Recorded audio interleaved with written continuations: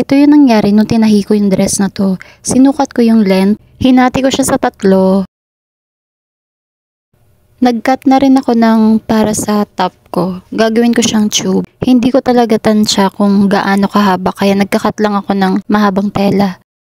Tapos ito yung footer na gagamitin ko. Shearing siya. Kung wala kayong ganitong footer, pwede siyang gawing pa-manual. Comment lang kayo kung gusto niyo ng tutorial. Tapos napanood ko lang din to sa YouTube. Kailangan mong ilagay sa likod yan para mas mag-shear siya.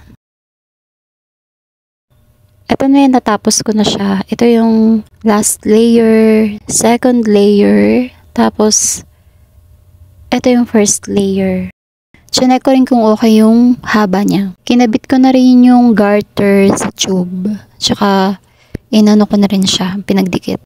Ito, sinicure ko na siya para matapos. Tansya lang din yung ginawa ko dyan. Basta sinukat ko lang sa akin yung garter.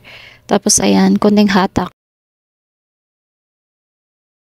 Pagkatapos, pinagdikit ko na yung 3 tela sa palda. Buti na lang, sumobra yung pinakadulo, kaya dikit lang ng dikit.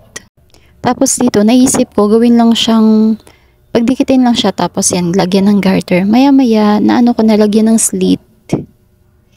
So dito, pinifigure out ko pa siya kung paano ko ba siya gagawin. Ayan. Ito na, enedging ko yung sa may belt, tsaka yung pinakadulo niya. Ito na yung paglalagyan ng garter. Tapos naglagay na ako ng garter. Pagkalagay ng garter, sukat ulit. Tapos, ayan. Inaano ko pa dyan paano siya gagawin. Ito pa lang sa gilid yan. Yung black na yan. Ang laking tulong yan sa akin nung nagvi-video ako. Hindi talaga ako nahirapan. Dito lang yan sa TikTok nabili. Lagay ko na lang sa yellow bag.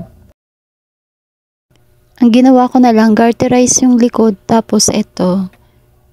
Walang garter yung harap. Ayan, sukat ulit. Paano ko ba siya gagawin? In-overlap ko na lang siya. Yan na lang yung naisip ko na magandang option.